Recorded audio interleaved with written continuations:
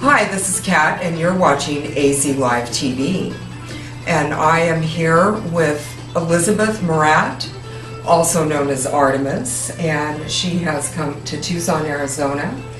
It's blazing hot in August right now. Welcome to Tucson, welcome to Arizona, Artemis, and we're really happy to have you here with us for the first annual Tucson Rocks and Rolls. Thank you, and many more. And many more, and we hope to have you back. Thanks. I would love to come back. I'd like to start with just having you say who you are. Tell our audience who you are, your name, and where you're from, where you live. We'll start with just some basic things and take it from there. Okay. Well, I've been Artemis longer than I've been Elizabeth. I've been dancing 42 or 3 or 4 years. I'm not sure. I was 21 when I started, and I'm almost 64 now. And amazing. Oh, it's the dance. It's the dance. And I was born in Washington, D.C., but my father is a Greek from Turkey. We were in Turkey for 1,000 years, so we're Turkish Greeks. We're not European Greeks. And my mother is from America, and for quite a few generations. And I live in the woods, right outside of Washington, D.C. I live in a park. How beautiful. Well, this must be quite a change for you. Is this the first time you've visited Arizona? No, I taught in Phoenix quite a few years ago. And I think it's beautiful. It's a different kind of beautiful.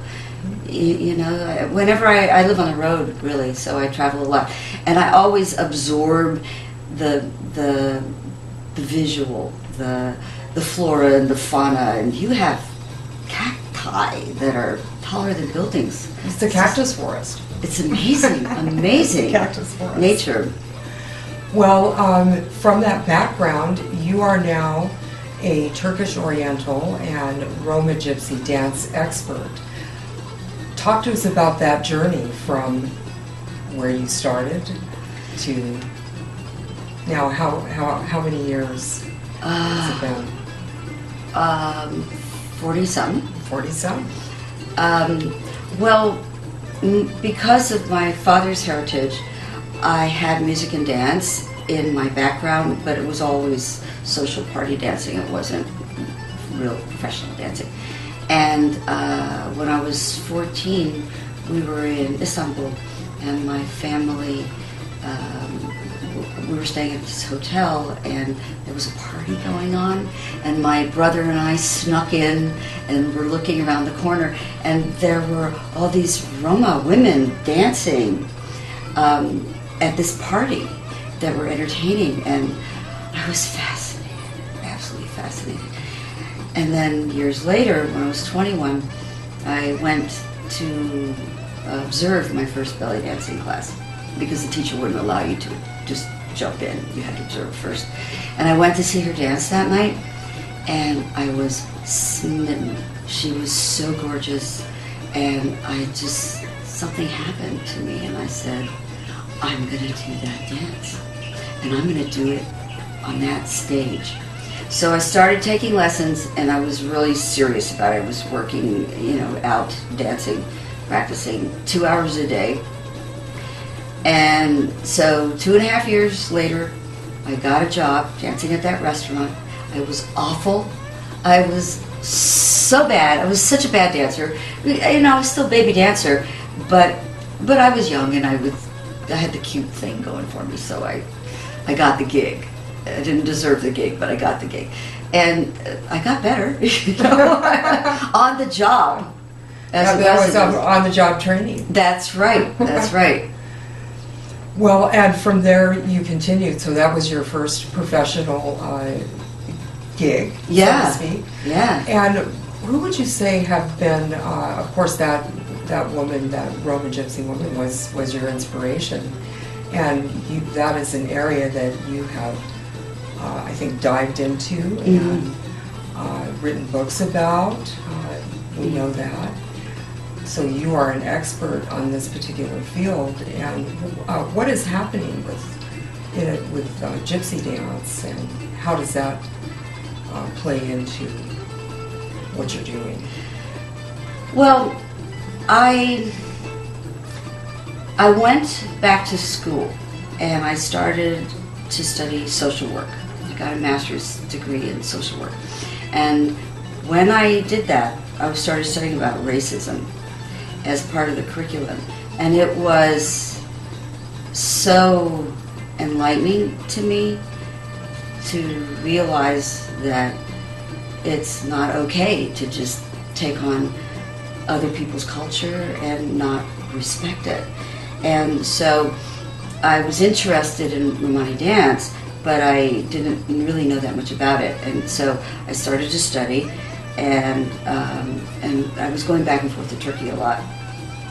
And then I realized what a plight that Romani people have throughout the world. They're horribly discriminated against and mistreated. And so then I knew that, first of all, I had to, if I was going to do their dances, I needed to learn about the culture, and I needed to learn to do the dances well, so that I was giving a good representation of it. But I also needed to tell the story, because there's so many misconceptions about Romani people, and most of them are based on the stereotypes about them, and it doesn't honor who they are, who they really are, and it doesn't speak to their plight. So I get to talk about their discrimination, because people come and learn to dance, and then I can talk about how they're mistreated, and what we can do to help them. And of course, the first step is to realize they're real people, and to represent them well. Well, I acknowledge you for that. That is a big undertaking, and I myself agree with you strongly that whenever we are representing other people's cultures, we should do our best to do it as authentically as possible. Yeah. And I know you've written about the subject, and we're really looking forward to also the talk that you will be giving us on Sunday morning, along with some of your archival materials, such as video and slideshows. Yeah. So we can't wait for that, Artemis. Thank you. And thank you for including that. I love it when my sponsors want the history lectures, because that's what it's all about. If you don't really understand the culture and the history of the people that you are representing, then you're going to look like little kids playing dress up in clothes that never ever fit right. Yes, you know, so true, absolutely. Because it's not just the outside, but it's coming from the inside out when you're dancing. So thank you for asking me to do that. Well, we are really looking forward to that. Well, tell us a little bit about your books. Now, I know there are people watching this will probably want to be able to find you, maybe find out more about you and the work that you've done. And so tell us about the books and things, and where people can find that in case they want to get a hold of you. Okay. Well, I've written quite a few articles and manuscripts, and what I'm doing now is I'm compiling them all together. So I think I have 3 books in me. I have one book that's based on my research on the history of the veil, and I have one book that will be the sort of belly dancing A to Z, and then I have another book, which is the one I'm working on right now, that is all about Turkish dance. And so nobody can get any of it yet, because Darn. well, they're going to be in real books. in real books. But the first one that I want to do is the one on Turkish music, dance, and culture, and then that will lead to the others, I'm sure. Well, we can't wait. Thank you. They can't wait for those. And so you do have a website, Artemis. Can you please say what your website is? Sure. www.serpentine like the snake, .org. So it's www.serpentine.org. And I share the website with my business partner, who is Yasmin Henkesh. And so she is opening up a brand new studio in Bethesda, Maryland, that is going to look like a Moroccan palace inside. And it's going to be a studio that caters particularly to women. So we're going to have belly dancing. Of course, male dancers are always very welcome. And Pilates and Zumba and yoga and all kinds of wonderful, amazing things. Well, that sounds like a great oasis there. Yeah, exactly, exactly. So what do you do to relax? People always want to know that. That's a great question. Nature helps me relax. So because I live in the woods, all I have to do is sit on the porch and watch the birds and the foxes and the raccoons and the deer and the possums. And when I'm on the road and I don't always get to see nature, if there's a fern bar where I'm having dinner, I will always sit near the plants or sit where I can look at a tree or something, because we get so disconnected from nature when you're traveling on the road. You always think you're going to see the place where you're visiting, but you usually end up seeing the airport, right, and the drive to the hotel and the hotel and the venue, and so every chance I have to soak it all in, I'm going to try to be near the plants. Well, we're going to try and animals. And animals, yes. We'll try to at least give you a little experience of some of that desert flora and fauna while you're here. Thank you. So, what do you seek to gain from your work?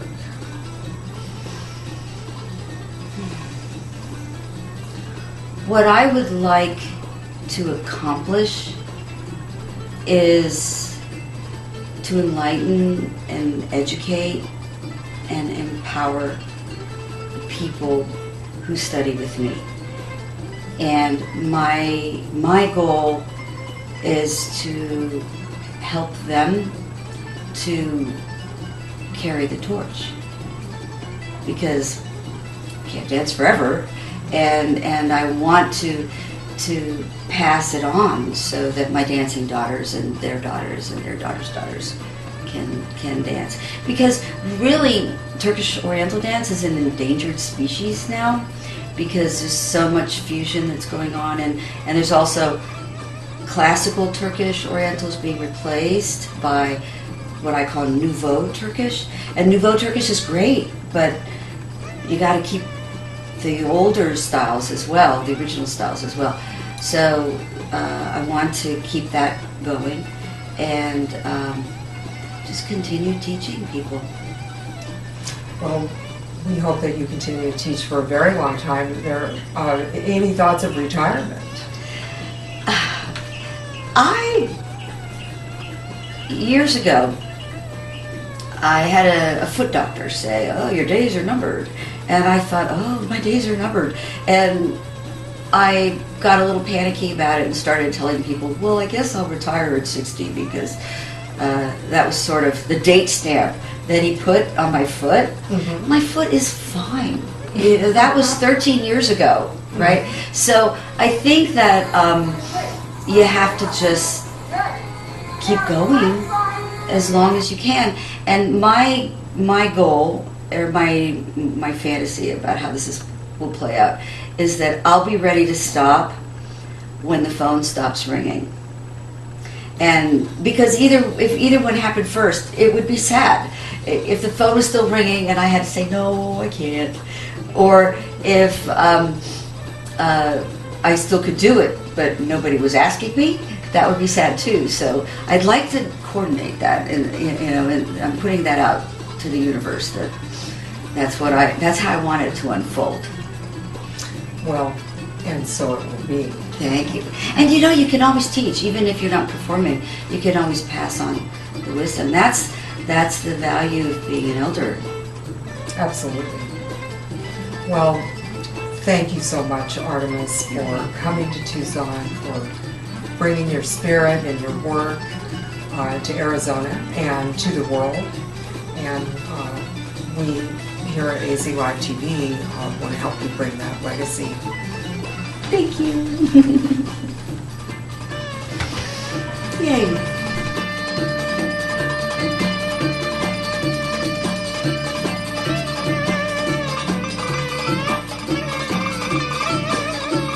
Hi, this is Artemis, and you are watching AZ.